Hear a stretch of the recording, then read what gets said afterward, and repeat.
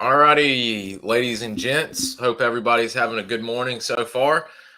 We are about to start part two of what might be a part three-parter, just because we have got a ton of awesome info and a lot of great stories coming from Mr. Tim's post-military career. A little bit, he gave you a little insight into some of it yesterday, and I mean just a tiny insight because he's actually part of one of the biggest to date and probably ever one of the biggest trials that a prison gang has ever been put through, and some of the most dangerous men being moved from all over the country to one area, one prison that he was overlooking his, shall we say, his pod, so to speak, was full of the baddest of the bad. So we're going to let Mr. Tim kind of talk us through what it was like getting out of the Marine Corps, trying to figure out what he was wanting to do, and his inevitability of finding his way into the Department of Justice / BOP. So, Mr. Tim, the floor is yours. And again, thank you for joining us this morning. Thanks for having me, Bud. And hi to the viewers that support this channel. We appreciate you guys too, definitely. So where we left off yesterday, I discharged out of the Marine Corps in the summer of 91. And I, of course, went into the whole, I was ineligible for reenlistment due to trouble I got into. And they didn't want, that trouble to remain in the Marine Corps. It was starting to become a newer Marine Corps, I guess. So I discharged. I was lost. I didn't know what to do, whether to go back to school.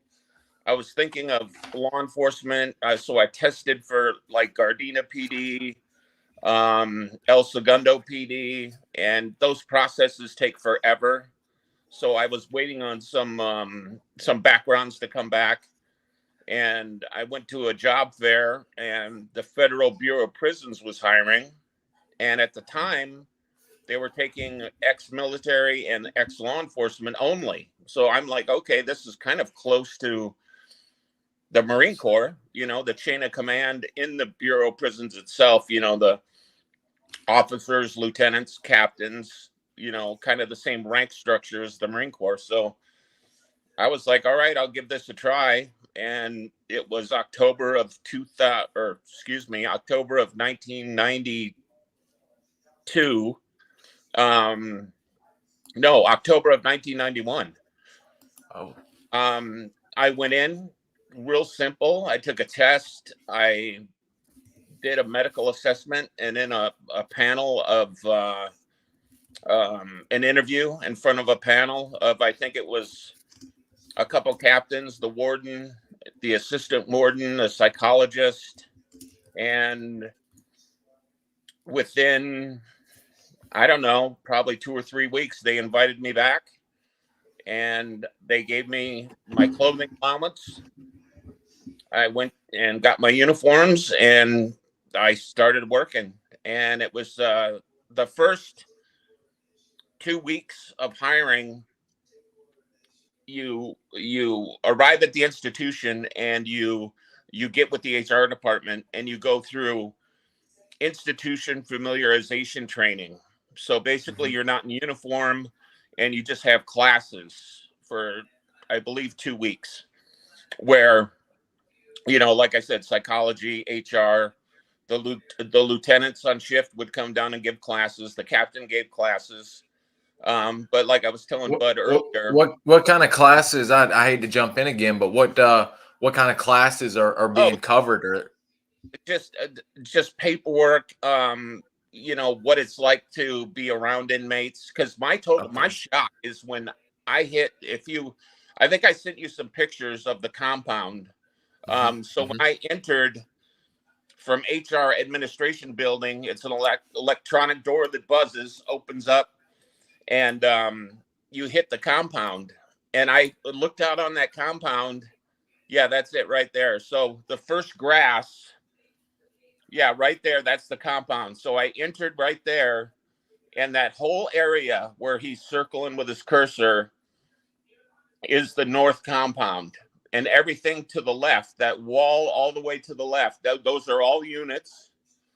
And if you go down, there's a outcropping of a roof. You can see that's a unit. No, down. Yeah, right there. That's a unit. And directly across to the right is a unit. Oh. And then go over a little more. Yeah, right there. That was J unit. That was a huge, that would be like your typical, you walk into that unit and it's 6 tiers high and, 50 cells deep of grills, so that almost looks like a state facility like San Quentin. That was the only unit that was like that there.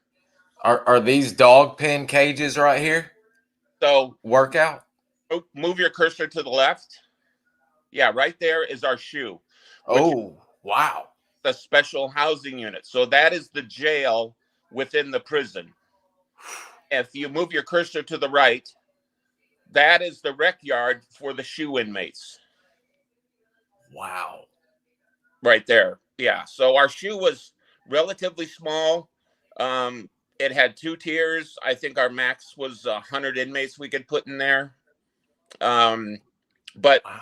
As a new employee, we walked out onto this compound that Bud's showing you right here. And there were inmates everywhere, but I didn't know who they were. I was like, who's all these people walking around? Because I'm thinking like the movies, like everybody's locked down. Yeah. And HR, the girl in HR, she was like, those are inmates. They have jobs. They work. They move. They go to rec. And I was like, oh, geez, I had no idea. I was walking around with them,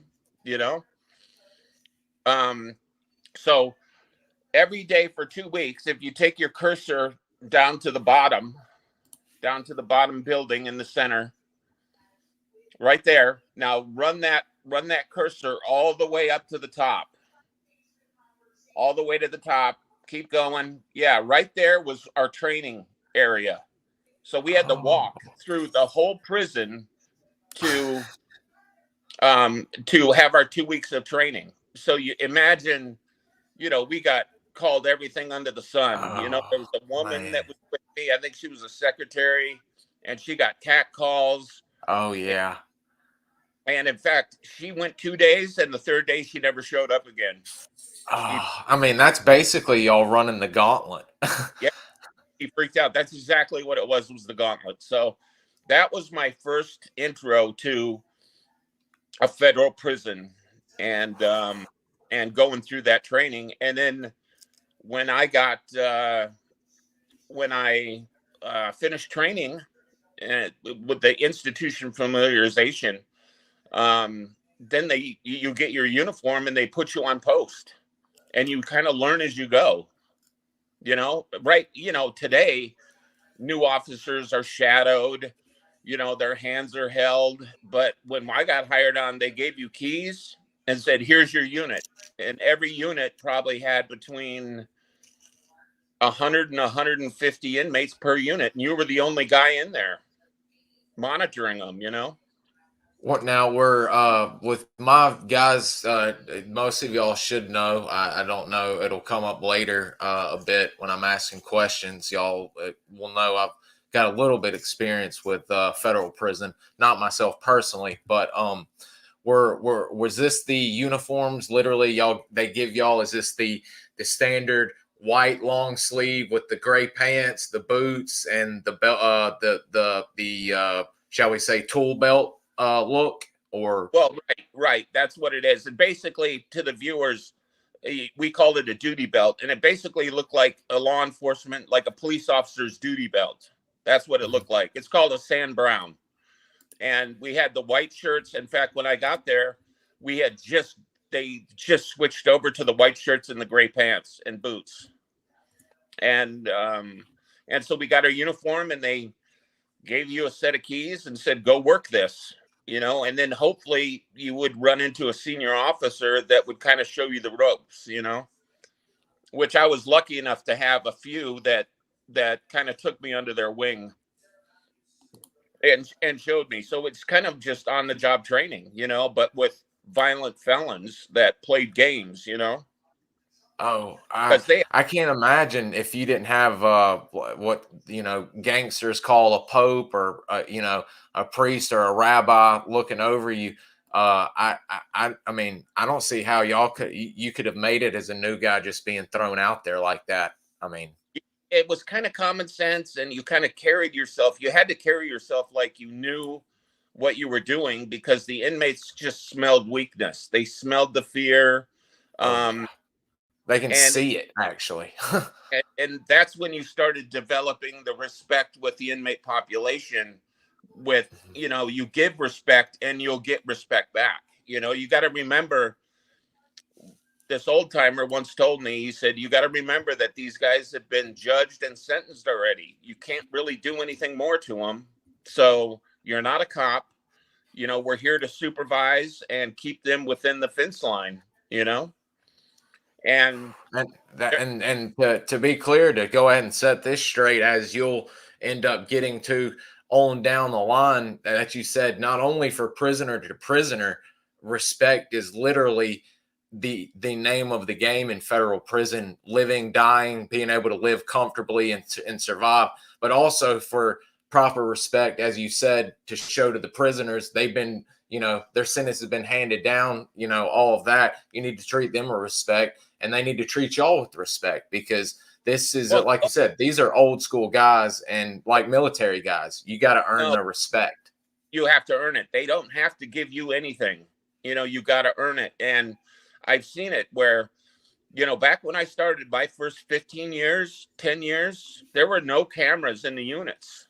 There was no cameras in you. So if you went in there and made an inmate's life hell, there were 25, 30, 40, 50 things he could do to you to make your shift hell, because they know that you're there for 8 hours. So if I went into a cell and I was shaking down a guy's locker and destroyed it, threw his commissary on the floor, messed up his bed, then I was going to get retaliated against. And there were officers. I wasn't like that. I was respectful, but there were officers that did that, and they had shit smeared on the doorknob to the office. They Oh God. had toothpicks and matchsticks that were plugged up the lock. So you're messing with the lock half your shift to get to your lunch. So they knew the games to play, But then, it's a fine line. You had to show enough command presence to where you were giving respect, but not to gain favor, because then you're open to inmates coming to you and saying, hey, can you bring us in dope and bring us in contraband and stuff like that. So it was a fine line. And the respect aspect is a huge thing, which you'll get into, and you don't really have to share the entirety if you don't want to. But one guard, Mr. Melvin Klutz, taking it way, way too far with a man you actually ended up coming in contact, Mr. Terrible Tommy Silverstein. Here, the man who served the most consecutive time with no human contact in American history. Yeah, Silverstein. Well, he's one of few. He's not the only one, but he was. Tommy Silverstein was an Aryan Brotherhood member. They want to say he was a leader. He may have been later, but he was just a member. And an officer at USP Marion was doing his job. I'm not going to talk shit about no, Mr. Klutz at all. About the officer. The reality is that Silverstein didn't like him, and the first chance he got, he attacked him. And on the same day, in a different wing, an inmate associated with the Aryan Brotherhood by the name of Clayton Fountain, he killed Officer Henderson the same day. Yep. And the Bureau at the time, the regional director, or the director of the Bureau of Prisons, was Norm Carlson. Amazing director, since retired. But we didn't know, there was no protocol to deal with violence like that. So Norm Carlson kind of innovated the special operations response teams to take care of disruptive inmates like that. But yeah, that was a sad day. And I think Silverstein, there's people want to debate it, his isolation, sensory deprivation. He did what he did and Yeah, he paid yeah. for it, Absolutely. I hate seeing guys in solitary like that and losing their mind. But when you kill a man just for him taking your colored pencils, and I can understand that's a lack of respect, but for you to do that like that, absolutely, he needed to be sent away. He was active towards I would probably say 2010, 2011. Silverstein had since he was already moved with the other Aryan Brotherhood members to ADX Florence, Colorado, and I had access to use of force records, and I remember looking Silverstein up, and he didn't go to the ADX and lay down. He put in some at the ADX too, so he was still active up until he passed away.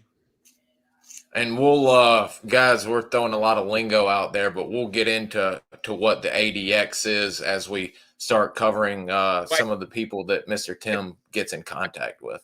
From the viewers, like, Terminal Island is actually just like, consider it a city. We have, kind of a fire department there. Obviously, we have law enforcement, which is us, officers. And then so a prison within the prison is the special housing unit. And I've called it there's many different names for the bucket, the hole, the can. Yeah. Yeah. And that's a place where inmates don't really want to go because they lose all their privileges. They can't walk around the yard. They can't go to programs. They can't go to like drug treatment or the chapel. They're secluded to that jail within the jail, and then they get to shower and rec, of course. But and then they're fed. But yeah, that's a place the inmates didn't really like, and for whatever reason, it was pretty packed the whole time I was there. Well, I mean, and I think right as you, I mean, it might be, I mean, as you're getting into training and everything, and this is kind of lead me into this question because I didn't even know it until, guys, and by the way, I'm going to be linking 2 wonderful interviews that Mr. Tim has done previously on another channel with a prisoner that has a pretty good channel. But I recommend y'all looking at those. The other stuff may not be y'all's cup of tea because it's gangster stuff, a little more gangster stuff than what we're talking about here. But very great information for Mr. Tim on that. But you had mentioned, I think, fairly early on, was there not a I hate to maybe misinterpret it, but was it the men getting crack charges? Was there a quote unquote crack riot on Terminal Island where y'all had to basically almost? Yeah. So in I want to say 1995, the laws changed. Yep. So crack cocaine and cocaine were basically going to be the sentencing guidelines were going to be the same. And so that was the only time that we had a riot that was them against us. And the whole West Coast erupted. In fact, I think there were some, I want to say Atlanta, maybe Leavenworth, but the whole West Coast, the MDCs, Terminal Island, USP Lompoc up north, they all tried to take over the compound. And that was scary if you try to picture, inmates lining up, with homemade weapons. And yeah, that was a significant disturbance. I was a common weapon for an inmate to have is his web belt, and on the buckle they would attach what do you call it, a combination lock to the end of that belt. and they'd Oh swing. God. And I got hit in the head during that disturbance and knocked out. Jesus. There's a shank secreted in its prison wallet right there. Yeah. I don't understand how those guys learn to do it, especially with a blade like that. I mean, I've always been astounded at guys being able to keister and then get on the compound, get it out, and use it in a lickety split time. It's Yeah, we had an inmate show up at Terminal Island, a heavy hitter that always carried one, but he had been in transport for so long that shank secreted, it kind of grew into his colon, solid. Oh, and we had to take him out to the local hospital to get it removed. holy cow! But they Now were you would. but they were a lot of inmates were like that. If they knew they were going to the bucket or shoe, they would keister, they would empty a chapstick container or whatever else, and they put cigarettes and tobacco and matches in it or dope, and they keister it knowing they were going to shoe and they needed that. Oh, absolutely. That was a common occurrence. There'll be another good question off a movie that deals with chapstick, but when you guys you had just mentioned the the proverbial lock in a sock. You mentioned the lock around some leather. Yeah. The belt. These guys are pretty ingenious, and if they've got access to metal, they can make some bone crushers and some straight up bayonets. Bone crushers were, we had a Unicore factory that made items for the military, like wall lockers and stuff. So that was a shank factory. But an inmate in a special housing unit could take a sandwich bag, say he'd save up 10 or 15 sandwich bags from his lunch, just a plastic sandwich bag, and he would roll it, heat it, and I've seen hardened shanks made from styrofoam, plastic bags, anything you could think of. I think the most dangerous weapon back then was, they called it a tomahawk, and it was a razor blade melted into a toothbrush. Oh, I've seen that. I didn't know that was a tomahawk. Good Lord, have mercy. It was a slashing weapon. That was real common in the 90s. Yeah. Yep. Gosh. And as a matter of fact, since you mentioned that, that was actually, I don't know if you guys have seen the movie, and I'll have several questions. Although you were federal, this guy was state in the movie, mind you.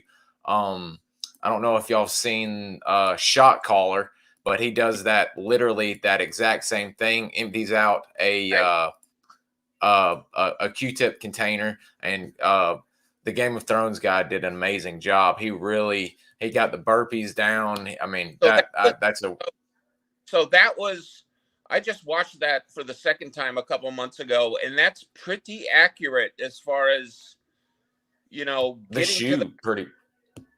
to the compound, knowing your place, not taking shit from anybody, and then eventually, I guess those cages that, once he was affiliated and he was brought into the Aryan Brotherhood, that the cage scene and the lockdown scene was more like Pelican Bay State Prison.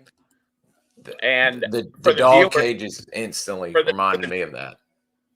For the viewers, the Aryan Brotherhood state faction and federal were two different things. Now they agreed on certain things, and they wanted the power to be in the state and feds, but the feds really didn't have kind of any control, so to speak. Well, they had some control, but they didn't have a lot of sway with the state guys. And then the state guys, really, and we can get into that later, because we ended up later on in our shoe having all the Aryan Brotherhood heavy hitters in our shoe at one time. And it was kind of divided between the state and the federal guys.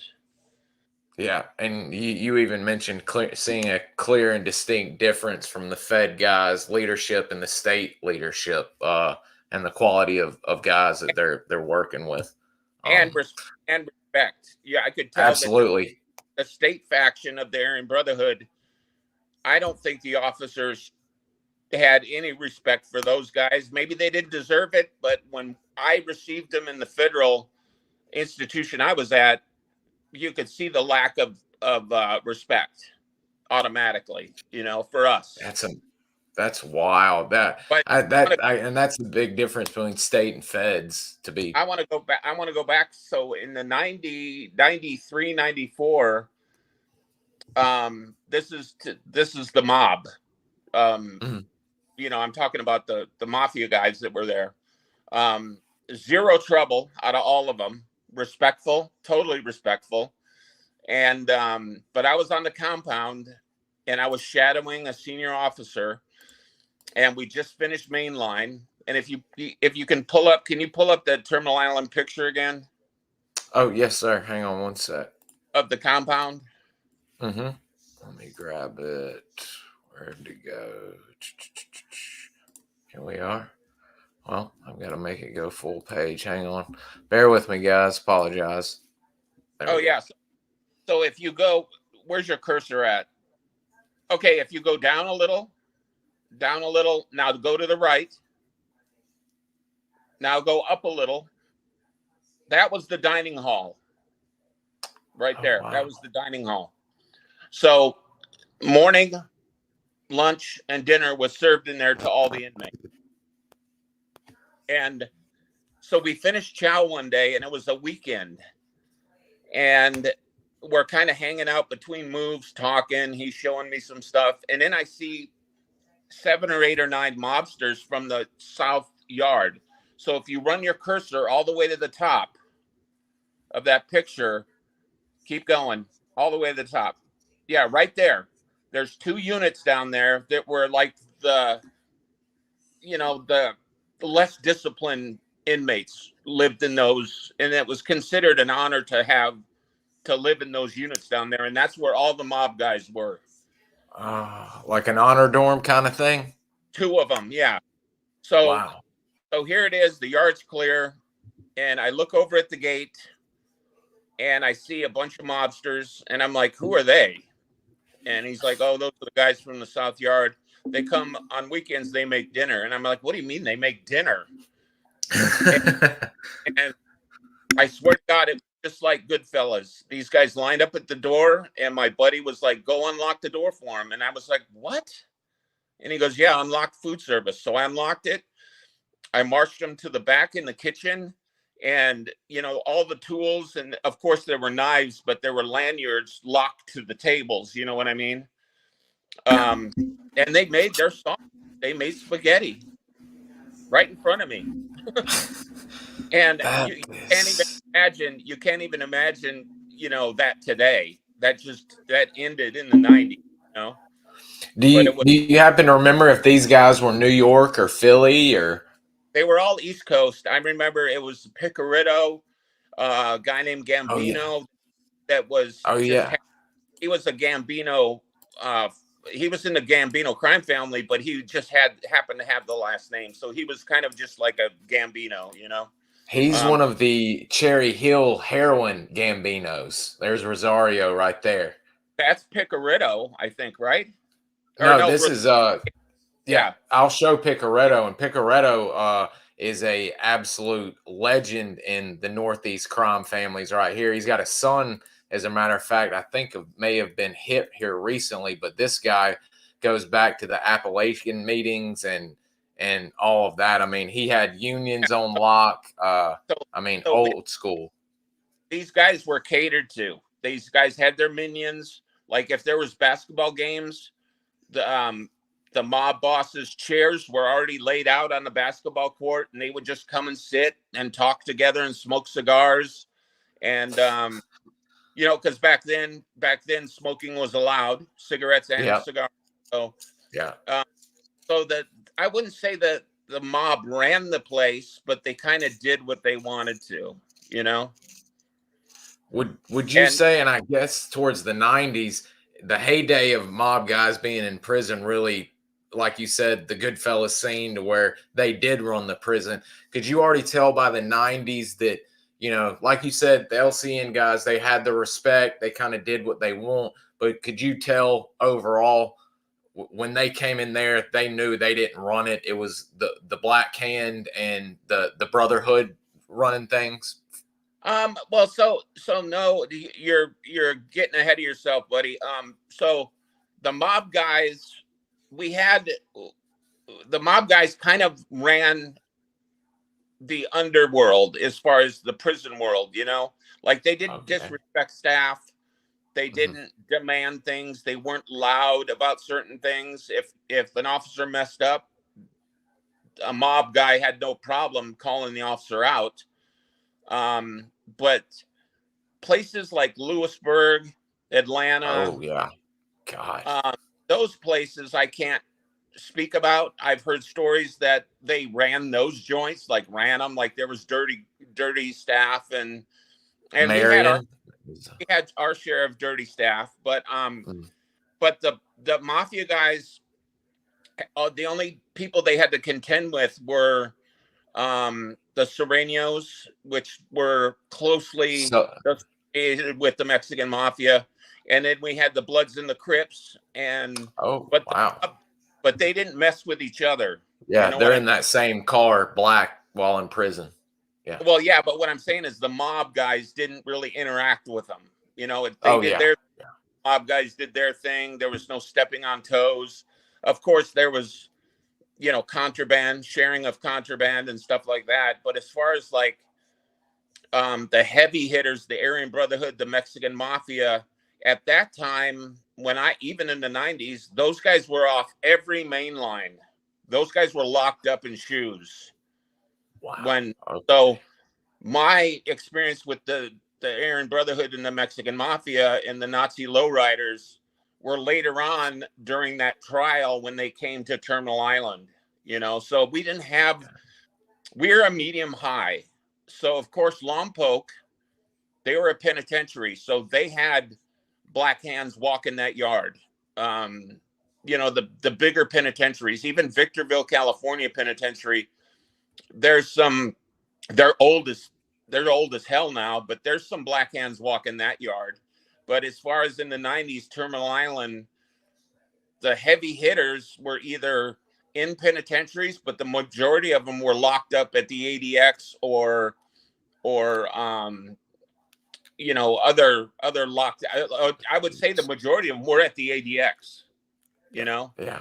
And for guys, for y'all wondering, you've got the FCI, which is basically the Federal Correction Institute. You've got the camp that's below that, which is basically good timers waiting to get out. Then you've got if I'm not mistaken, the medium is the USP, the United States Penitentiary.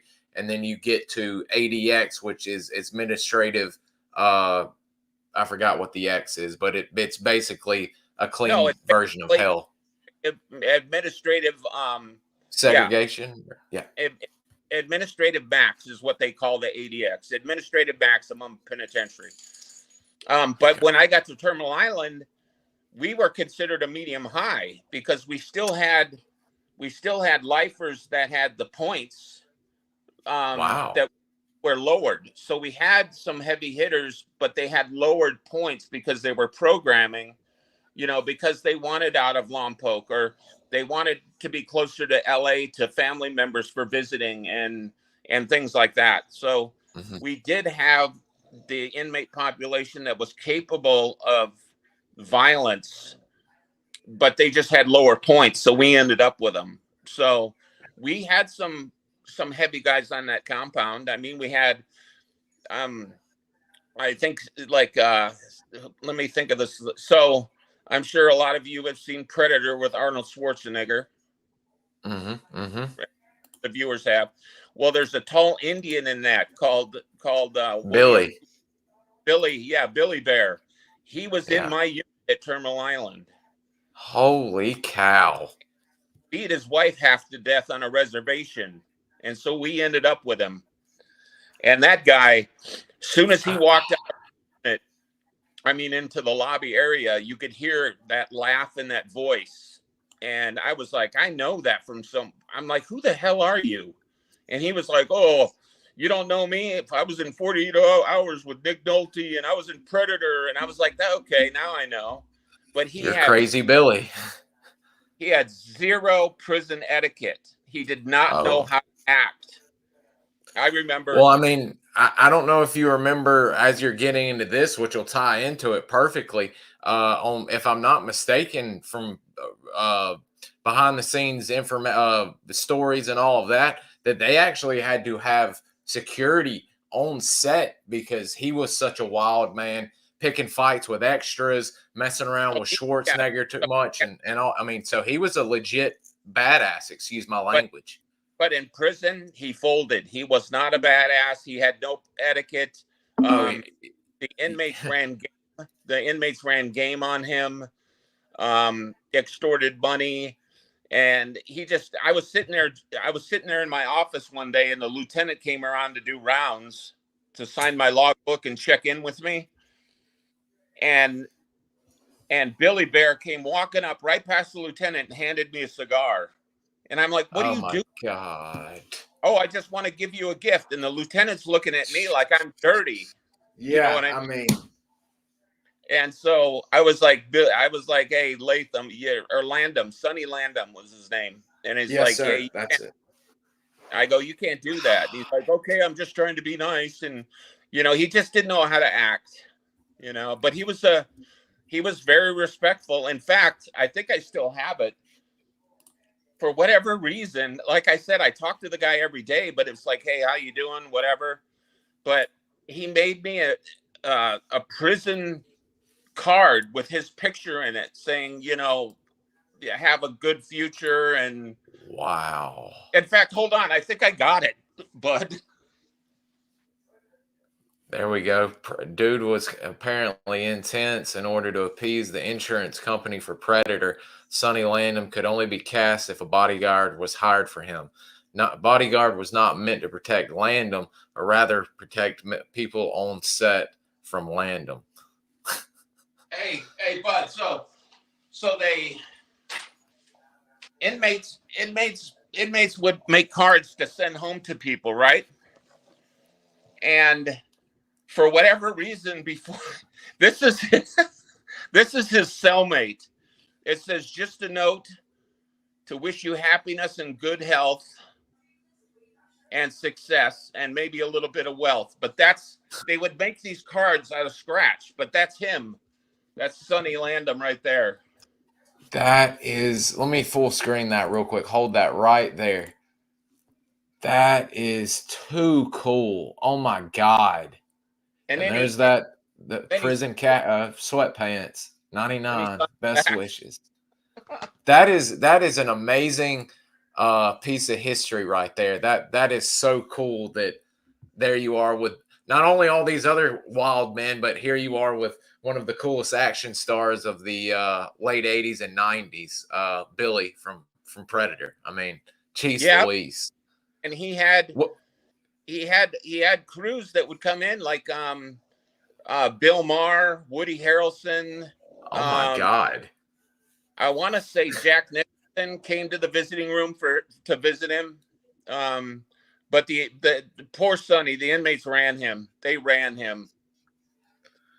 I can see that, him being in the frame of mind he was, being a quote unquote star and not knowing that I mean, people think of prisoners, and we'll get into that later. People will think of prisoners as being dumb, but boy, you have never met a master manipulator and someone who can work both sides of the fence like a prisoner. And we could do a whole episode. We could probably do 2 episodes on the games inmates play against staff members. And I've seen it all throughout the years, where a staff is compromised, whether he knows it or not, or if he's straight out dirty. But there are some naive staff that just buy into it, Mm-hmm. And it happened time and time again. But, that's the inmate's game, to get contraband and to get favors, and you can't make their life as best as possible. I mean, they're locked up, so they got to find somebody else to do it for them. Can't fault Yeah, for that. absolutely. I In mean, fact, what? I think I told you this story. So the mob guys weren't disrespectful at all, but they weren't going to get disrespected either. So I was an officer in one of the units on the South Yard, which was the kind of the lenient units where the mob guys, they were celled. And I remember clearing out for count. So during count, Oh the yes, yes.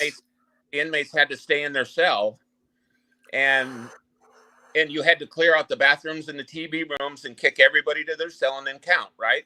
The inmates want the count done fast because right after the 4 p.m. count is chow call. They get to go eat, right? So so I started that count, and I went past the TV room, and this white kid was in there again, and I said, "Get out. What are you doing? Get to your cell. This is count." And then you have to start the count over again. Oh. So he ended up delaying the count in that unit. And I remember it wasn't Picarito, but it was Picarito Selly that came to me and said, "Hey, boss, how you doing? Everything good?" "Yep." "Hey, what was the delay in the count?" And I was like, "Oh, that stupid ass kid in cell 12 was in the TV room again." And he's like, "Oh, yeah, figures." Ooh. And then he left. And after chow was done, that white kid came to me and said, "Hey, can I have a mop? I guess I'm an orderly for a week." So the mob guys police their own, Oh yeah. That's one thing it continued on. It was starting to slow down here, but I always love hearing about I mean, not all of the guards, the prisoners hated guards. I mean, you've got some of the hard asses that, just outright hate authority, but I mean, some of these guys were, I mean, gangsters, murderers, whatever, but they still had a bit of class and respect for people. And it's amazing to see them take control and show these younger criminals, you're going to respect these guys if I have to show you how to do it, or one of my associates show you how to do it. Because like you said, messing up the count, I remember count during visiting my father. And if they didn't line up immediately and get it done, people would be spoken to when they got out of the visitor room. I remember Dad telling me that specifically.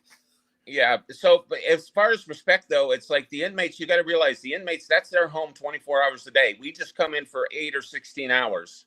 And we're visiting. and so these inmates, that's a unit is their house. And if an officer comes in from the streets and brings his street problems into the unit and takes it out on the inmates, that makes the stress level go up in that unit. But you want to be even keeled. You leave your street issues at home, because it's like one day you come in and you're tearing up everybody's cell because your girlfriend left you. And then 2 days later, you're cool. That means the inmate's going up and down like this emotionally. So you want it kind of even, So like I said, when I ran the units, I didn't have a lot of respect issues, because it's like, hey, I was told and I was taught right, where I'd go in, I'd shake an inmate's cell down, his locker, his bed area.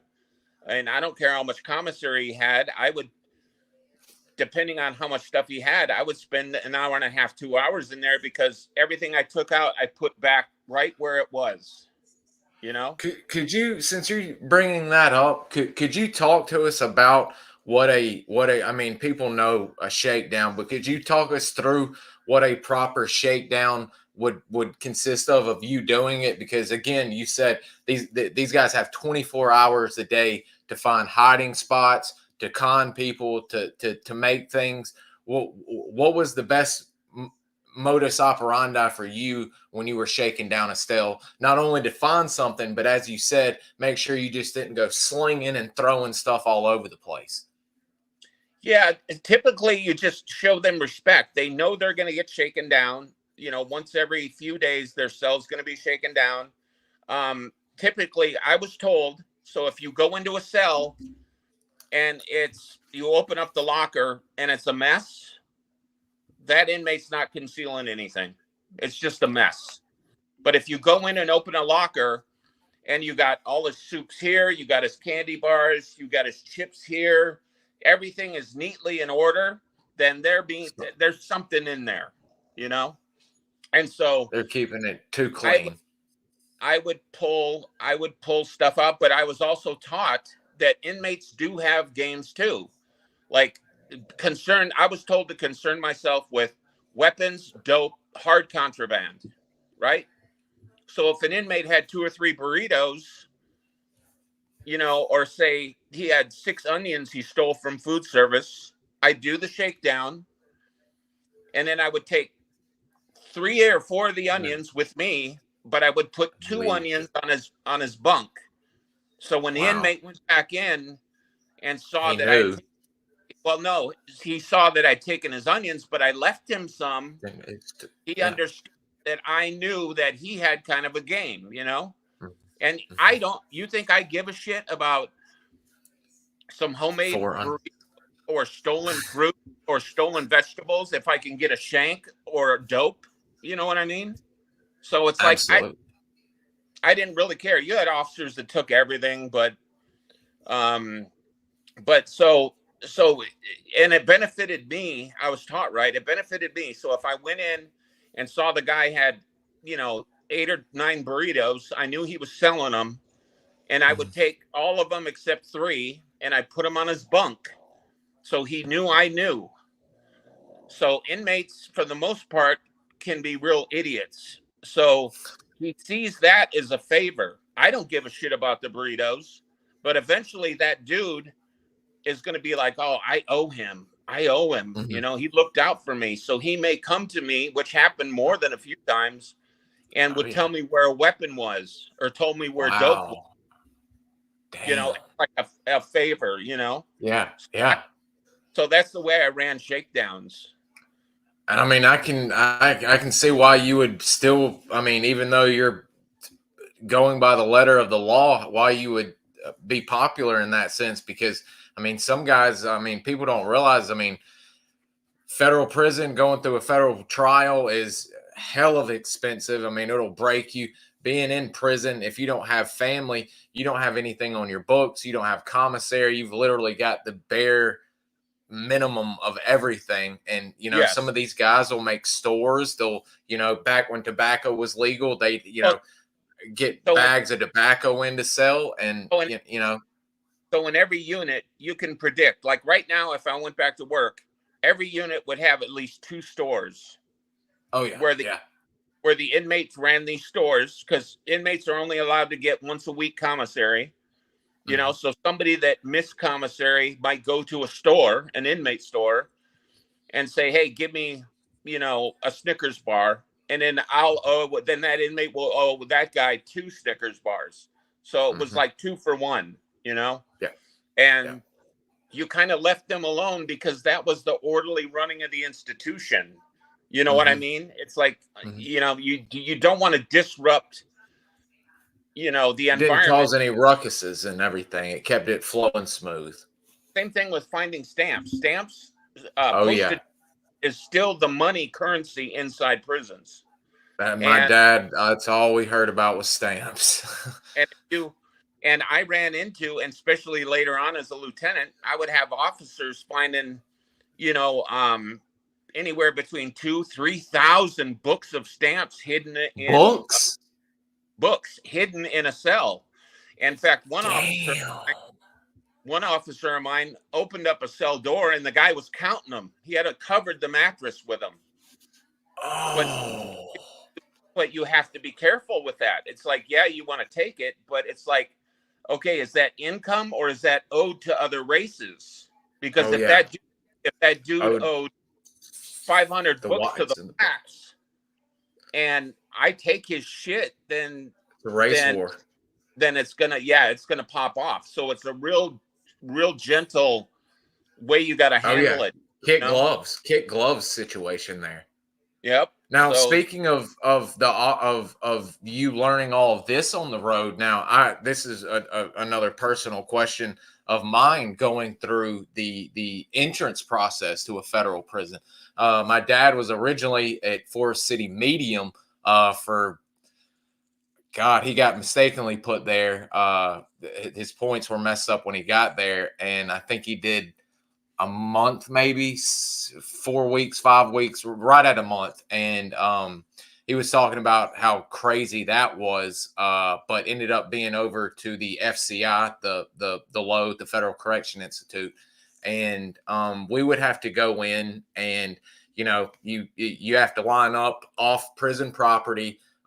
You better start getting there at 5 a.m. if you're wanting to get in there in the mornings, depending on how big the camp or the prison's visiting room is. But you're going through. They've got occasionally at some point in times, if there had been drug busts and all of that, they'll actually have dogs smelling the cars on the way in. But when you get in, you've got to fill out everything under the sun, this and that, IDs. You ever been arrested? After that, you're cleared and don't have to kind of do that stuff. But metal detectors, and they also had a machine that was just being introduced, and I don't know if maybe they had it. They probably had it while you were there too, or just starting, to where they could take your fingers and run the machine over your fingers and hands to see if you had held marijuana, pills, cocaine. I was curious. That was later on.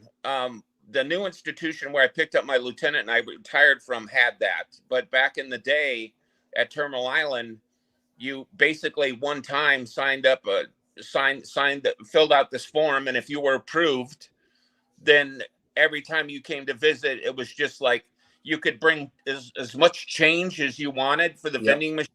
Oh yeah, bags full. But it had to be in a clear bag. Yep. And then your ID. You had to also have the exact number of the exact amount of change written on the Ziploc bag to come in with. Yep, they love that because our vending machines in the visiting room were always packed. Sandwiches, big money and coming out of those things. But for people coming in, because I can imagine, I know in state it's a little different, but I've seen, me personally, twice in the 5 years I saw people being arrested for trying to bring stuff in at the prison and at the camp before Dad left. But in your time, what was the lookout or the signals, or what would give y'all an indicator that someone might be either under the influence that doesn't need to come in, or might be trying to bring something in, or just might be up to no good? I would say contraband was the biggest thing, and Terminal Island at the time handled the visiting rooms the way, and I'm sure at the other joints in the 90s too, aren't handled the way they are now. So the inmates in the visiting room back in the day, there was a female restroom and a male restroom. And back in the 90s, you could get up and go to the bathroom at any time and then come back and sit down. It wasn't regulated at all. Right now, it is. Now it's, they stay locked unless they have to check get the key in. So it was easy for a visitor to sit down and then go into the bathroom, and secrete. Of course, a female has a few different prison wallets. And she could retrieve what she brought in and cup it in her hand, and then walk out of the visiting room or out of the bathroom, right, and sit right back down and hand it to the inmate. This is the most perfect one I've ever heard of, and this is actually a lady that ended up getting caught. She got too comfortable, but we found out after my dad knew her husband or whoever she was visiting. What she would do is she'd immediately sit down. She'd go buy, the pre-cut square wedge cakes that y'all had that you could just open up and start eating out. It came with the spoon and everything. She'd buy 5, 6 of those, and she'd be carrying in or I shouldn't say carrying in, prison wallet carrying in probably 15 to 20 Percocets or so. And she would go in there, get them out, and would either put them in her mouth or cup them in her hand as she walked out. Immediately grabbed the the cake and let her hand open as she was stirring, and would mix in the Loricet or the Percocet for her husband, and all of his cakes would be loaded up Well, for. the big thing with me in the 90s, especially, and it's still going on today, is a visitor will bring in balloons, different colored balloons of heroin or tobacco or marijuana or cocaine or meth. I've seen it all. Fentanyl now. Fentanyl is a bad one now with it. I've seen it all, but she would come in with the little balloons, and then what she would do is the inmate would go and to the vending machine and get some peanut M&Ms, and then and then she would go and retrieve her balloons, which look like M&Ms, you know, the big peanut ones. And then he would pretend he was eating his peanut M&Ms, and he would swallow these balloons. Swallow the balloons. Wow.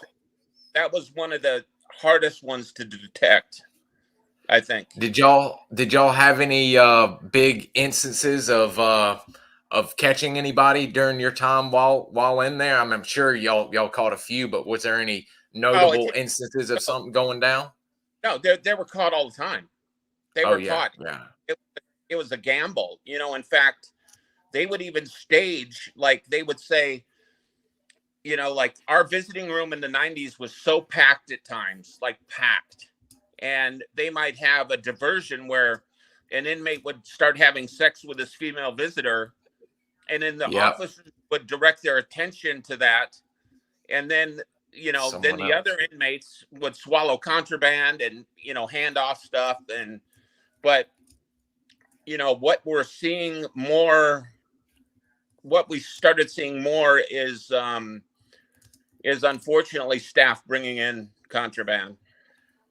That's what I was gonna actually ask about, and someone had just left a comment about this, and I've got a few instances I can tell you about, but you have better right here, mentioning guards being a little bit of the problem, and actually in some instances a big part of the problem.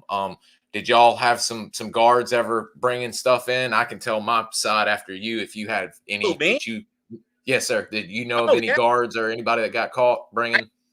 I remember, and they didn't care. They called them out. Nowadays, it's investigated. Then the inmates or the staff members pulled into internal affairs. But back in the 90s, I remember one instance coming on shift, and I was at that center compound in that picture where the palm trees are, and SIS came in at 10 o'clock too. And they're standing there with me. And I'm like, what are you guys doing here? And they're like, well, watch the show. Hold on. And sure enough, there was a female staff member that came in that was relatively new, and she had a backpack. Oh. And right in front of me, they said, give me the backpack, put it down. One guy went through it while the other one searched her, and they were pulling out, you know, bottles of liquor. They pulled out a tracksuit. They pulled out some tennis shoes, jewelry, I think a sack of cocaine.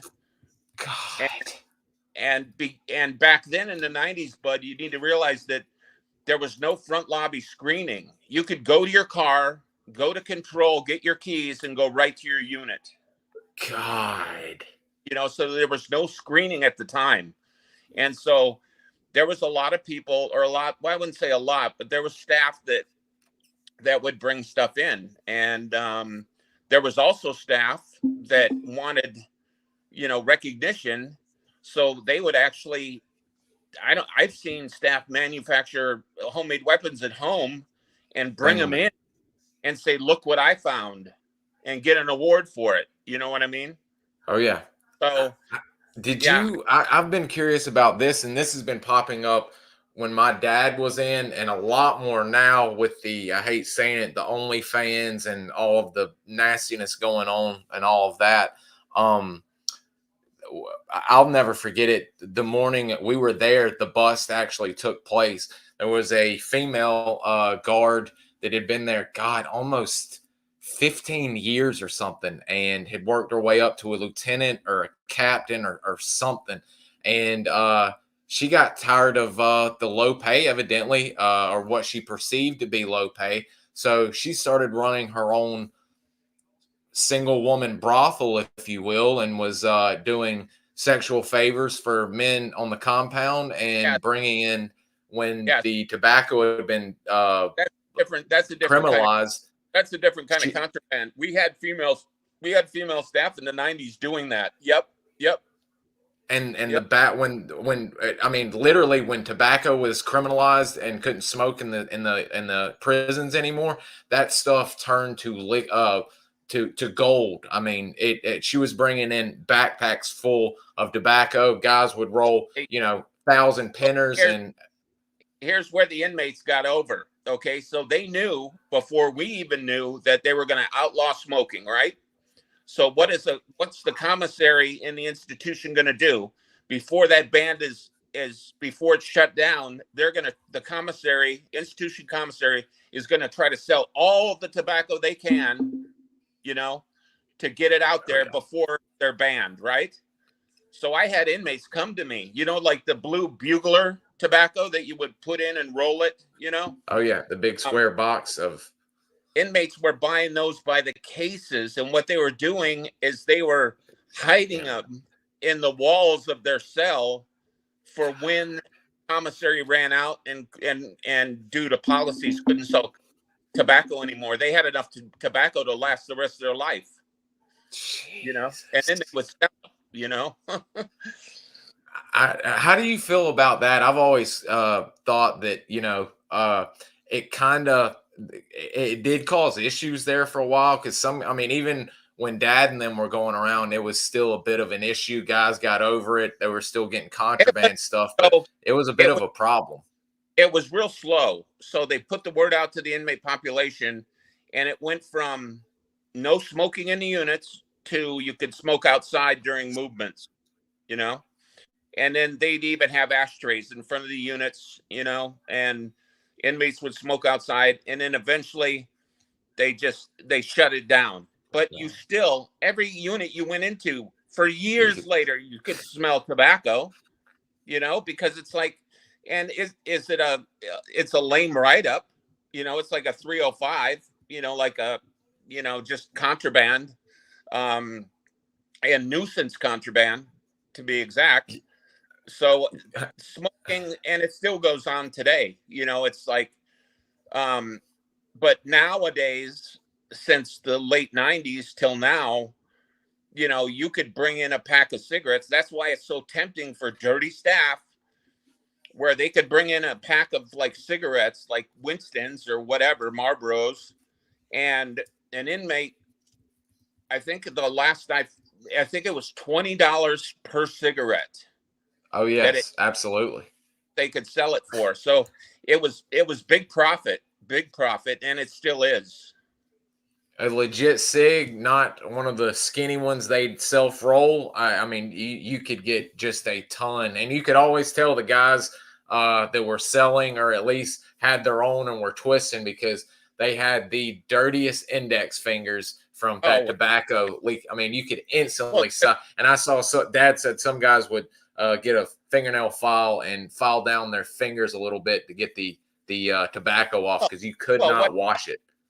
What it was, and they'd smoke it all the way down to their fingers. So the dudes always had yellow fingers. Yeah.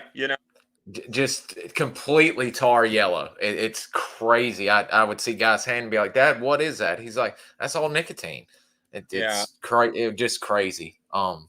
Hey, Bud, I think that we should, hopefully the viewers are okay with this, but I think we should do another segment, now that we talked about the institution and some different things. I think that the next session should be about the security threat groups. Okay. Because this could be a 3-hour video. You know what I mean? Oh yeah. Do you want to kind of? Is there any questions? Do you want to give, guys? If y'all have got any questions, start getting some in. I'm sure tomorrow is going to be the questions once we start talking about, or whenever we go, because damn, Mr. Terry may be joining tomorrow. But I know questions will come up on when we're talking about the men you were overseeing and making sure they didn't get crazy. Did you kind of want to, before we closed out, did you want to kind of give us a little 50,000 foot view of what we're going to be covering on the next one. And guys, it's going to be mostly, Yeah. or we'll be talking about mobsters, but it's going to be talking about the Black Hand, also known as La M.A., the Mexican Mafia, and as well as what started out as the Diamond Tooth Gang or the Bluebird Gang, which became the violent Aryan Brotherhood. Would you kind of like to tell us a little bit about what the third part's going to uncover intro? Yeah. So the third part, whenever we do it, we're going to dive into the leadership of the Mexican Mafia and the Aryan Brotherhood. We'll go over the first time in Bureau history, and I'm glad I was a part of it. I was there that time. It was like a perfect timing, but it was the first time the leadership at the ADX of the Aryan Brotherhood was transported under RICO to Terminal Island to go to court for the death penalty. And we had the 4 top federal sanctioned AB leaders, of the commission. Actually, we had the whole commission at Terminal Island during that trial. And then halfway through the trial, we got the state Aryan Brotherhood members and the Nazi lowriders from Pelican Bay. And so half our tier was Pelican Bay, Aryan Brotherhood State, and half of it was the federal commission. And that was and it's not like I'm going to glamorize it. Those guys are just inmates. But when I started the Bureau, that's all you heard of was, Barry the Baron Mills and T.D. Bingham were the heavy hitters. And, that was like, they were kind of like, to the inmate population, they were almost like ghosts. But we ended up getting them, and me and my team and Shu had to supervise them for, almost 2.5 years. And it's and like you said, we're not going to be glamorizing them, but I mean, these are some of the most influential gang leaders and right. organized crime members in modern history, to be fair. Yeah, that's Barry Mills on the right and T.D. Bingham on the left, and then there's 2 more. There's a Chris Gibson and a Edgar Hevley. No relation to me, ladies and gentlemen. No relation to me. I sent you those pictures too, but there was 4 of them. But yeah, they an AUSA out of LA spearheaded the death penalty case and grabbed these guys in the middle of the night, put black hoods on them, and transported them via aircraft to bus and bus to FCI Terminal Island. And that was the first time in history that an ADX inmate or ADX inmates were at a medium-low facility like Terminal Island. That just didn't happen. You know what I mean? And it's interesting too that if I'm not mistaken, it's also didn't they get to end up call their own witnesses for a period of time to where they could actually communicate with some of the La M.A. guys and such as that? No, so it was like the movies, but it was like the federal commission came first, and their witnesses were the state faction. That's Edgar Hevley right there. He was the third one, and then there's another guy named Chris Gibson. But this guy right here, he was stone cold. You turned your back on this guy, you were done. Look at those eyes on that man, Jesus Christ! But these 4 guys, a third of the way through the trial, said, "Oh, I want to bring all the state leadership from Pelican Bay as witnesses." So that's how we got them. And then we got 2 or 3 Mexican Mafia members that were aligned with the Aryan Brotherhood that were going to be witnesses too. But before we got those heavy hitters, there was a Mexican, that's Chris Gibson. So he was the enforcer for the federal commission. God almighty, damn. So he answered to Barry Mills and T.D. Bingham, and he was the enforcer. He was the debt collector. But and he ran, like back in the 80s, that dude ran Leavenworth and Lewisburg. As soon as he hit the yard, it was like he was running. That was his yard. But like I said, those guys were pulled off main lines in the late 80s. Yeah, that's Barry Mills in the middle. The Hulk, and then that's Big or Dirty Red. I forgot his last name. He was one of the big dogs with them before they went to Atlanta. Yeah, Barry. They started this. They started this in the state joints in CDC. They were in San Quentin and started this, and then Barry Mills got out, and he robbed a bank and took a hostage, I think, and that's how we got him in the feds. And he almost decapitated another inmate. I want to say in Lewisburg, Atlanta, and then he ended up picking a life sentence up over that. So that's where he's, yeah. But I talked to all those guys every day. Every day I did rounds, I talked to them. I can't. Yep, he became a made man after, or met the Aryan Brotherhood in San Quentin. Talking about Barry, and when it originated in '64, and sent to Atlanta after the bank robbing, and where he beheaded another inmate, John Marsloff, over a gambling debt at USP Atlanta in '79. Yep. I mean, and there's a story. There's a great Discovery Channel show on all of them, and it is a brutal story. What he does. I mean, he just looks the part of a killer right there with that gunslinger mustache and those black Ray-Bans. Not a man. When they called the state, the Pelican Bay State ABs down to Terminal Island, there was one. He was from Bakersfield doing, I think, a double life for murder. And he was just a loudmouth, disrespectful dipshit. And his claim to fame is, I'm sure your viewers have seen it. If you've seen any documentary on prison or the Aryan Brotherhood, there's always a segment in the beginning of the show where there's these two inmates in yellow rain slickers, and they stab a guy doing dips. Yeah. And, oh yes. And this Pelican Bay AB was the one on the left that did the stabbing. So that was his claim to fame. He wouldn't shut up about it either. Now, wasn't that one of the big black against white battles on the compound? No, that hit where he stabbed an inmate, they were taking care in-house, one of their own. Oh, God. Okay. Wow. So we'll get into that. Like I said, that's probably 2 or 3 segments right there of supervising and dealing with those guys for as long as we did at Terminal Island. Wow. Right here it's got Barry, the alleged leader. Well, he's dead now. Tyler's the only one alive, isn't he? No, Gibson, Heavley, and Bingham are alive. Mills is dead. Okay, that's right. So Bingham's the new head. The snail Heavley is now the number 2, it says, and Chris Gibson was allegedly the like you said, he was the enforcer, and it looks like he's been moved up to not the consigliere, but basically the enforcer in chief, if you will.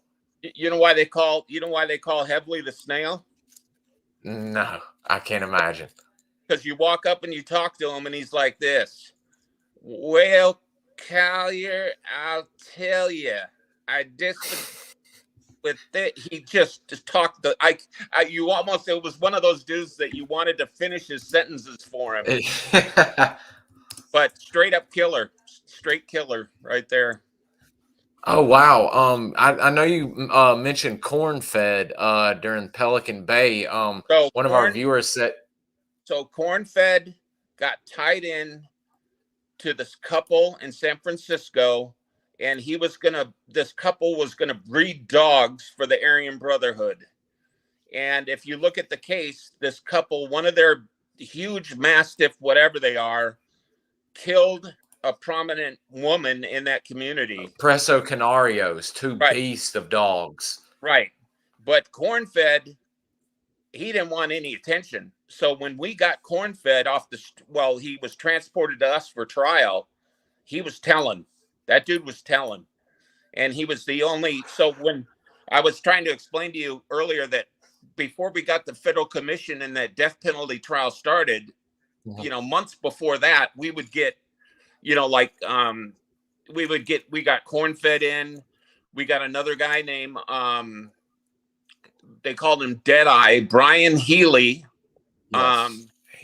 did a hit the for Aryan Brotherhood at Pelican Bay ordered Healy to kill his cellie, and they lied to Healy and said, "Oh, he did this, he did that." So he killed his best friend in his cellie, and then come to find out that the ABs just laughed and just wanted to see if he was going to be able to kill somebody. God. So we got him all by himself because he was rolling. He was on the government side. Yeah. So it's almost like we got the dropouts first, and then we got the death, the death penalty case inmates coming in. Yeah. God, we're gonna have a lot of good stuff to talk about on all of this. And another thing, people. Here's a good comment before I finish that thought. Frank's dad was SF trained, or SF, and he trained the Pelican Bay guys before they opened up their special response team. That's very interesting, Frank. You'll need to watch when we go again and end up doing a comment along. Thanks, Ronnie Yandell, another high AB. Did you know Ronnie?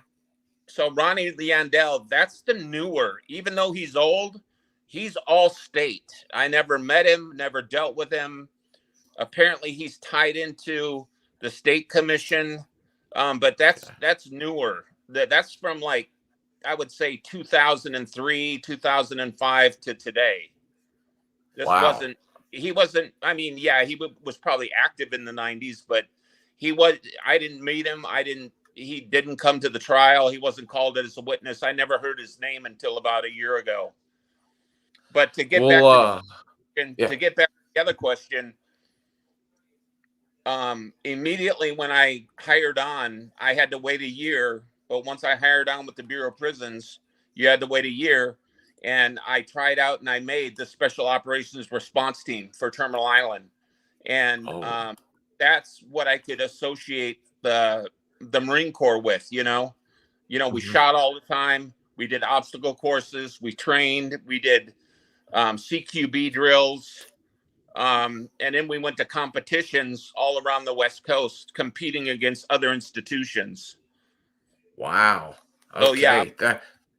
That's going to be great to hear as well. And I think one thing as we're closing, I'm trying to make sure we don't have any more questions. People saying they're looking forward to the next part, as am I.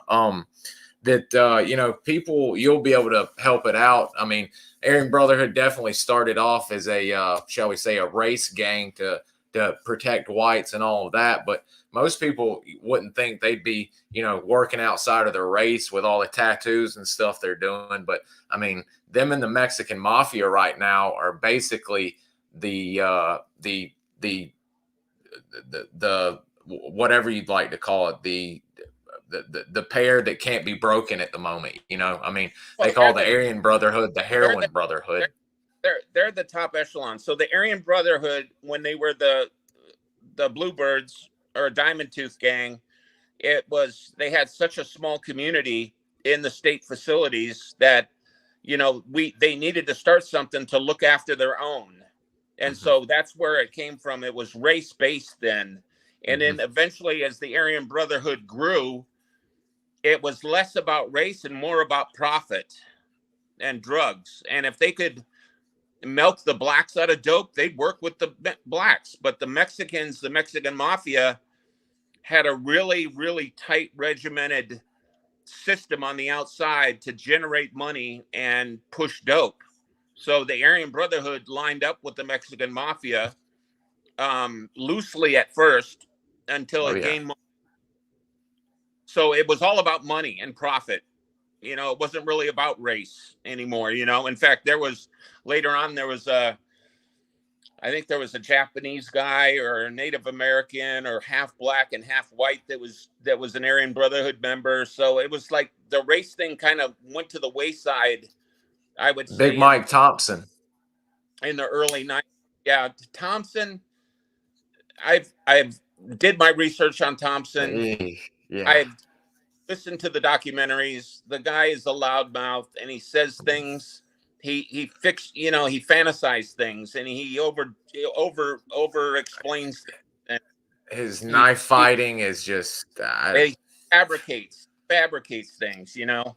So I mean, I heard it from the mouth of TD Bingham and Barry Mills that although they hated Thompson because he rolled over and went to a special needs yard, um, they were like, yeah, he could fight, but he, you know, would go one-on-one. He didn't, you know, there were stories Thompson has told that he took on 8, 9, 10 dudes, you know, yeah, and and a it, knife fight.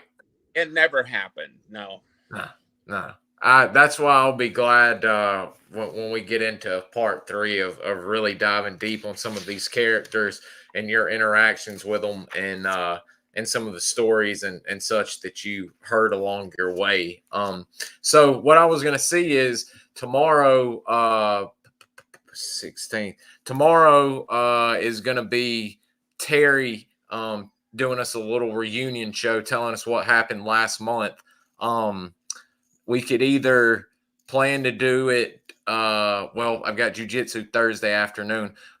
We could try one for Friday. Well, would you be open Saturday? Because Friday's bad for me also. Hey, Saturday, Sunday, all good.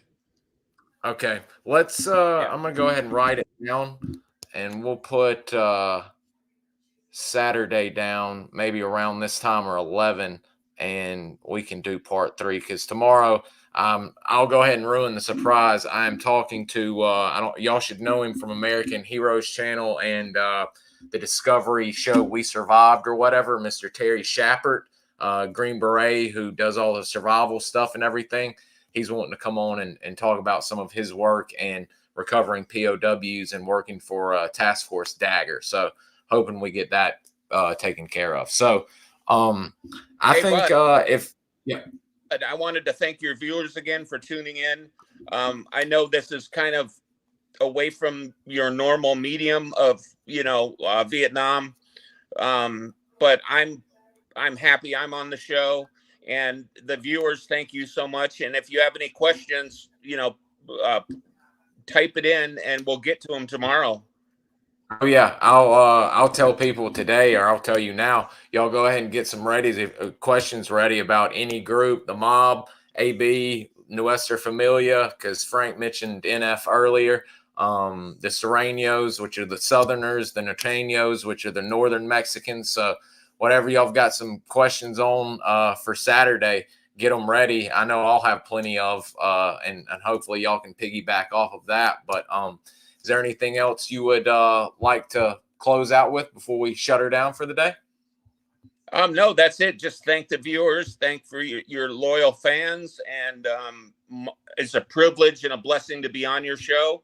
And I think the next couple of shows are going to be good, you know, getting into, you know, the details of these heavy hitters that I had to deal with, you know. Oh, yeah. I mean, this is literally, and I'm not blowing smoke. I mean, this is historical in the realm of organized crime and prison gang historical facts. I mean, it's just no way around it. And I'm glad to have you on. And I know I'm getting a lot of great people saying thank you, and people who have just started watching saying thanks for the wild stories and great guests. So it's like the universe aligned. You know, it's like these guys, they basically built the ADX for the Aryan Brotherhood. And then they pull them out for the death penalty case. They beat the death penalty case, and then they went back to the ADX, and they'll never leave the ADX again alive. So it was kind of a weird situation where I was just there at that certain time it happened. It's it all lined up for you to be literally a part of history, and we're going to get some really neat stories. And I was surprised at how well behaved, I should say, some of the big guys were. Now the state guys, that's a different story, as you said. We'll get into it tomorrow. There was a reason they were well behaved. Yeah. Oh yeah. Absolutely. Considering where they came from. All righty. Well, guys, it looks like we're going to set this up part 3 for Saturday the 19th at 11 a.m. Central Standard Time. We may kick off a little earlier, but just go ahead and put that down as a placeholder. for part 3. So we'll plan to do that. And Mr. Tim, if you've got anything else that I need to be ready for, I'll keep all of my stuff opened up and get some photos of the guys. And I think we'll be ready. And I'll be in touch with you later on, and we'll be ready for Saturday. Are you off live right now? No, we're about to end it right now. Okay, yeah. I'll get with you later and I'll send you some other pictures of some of the different crews we had there in Shoe. Awesome. That would be wonderful because everybody loves good photos. Thank you again. Yes, sir. You have a good day.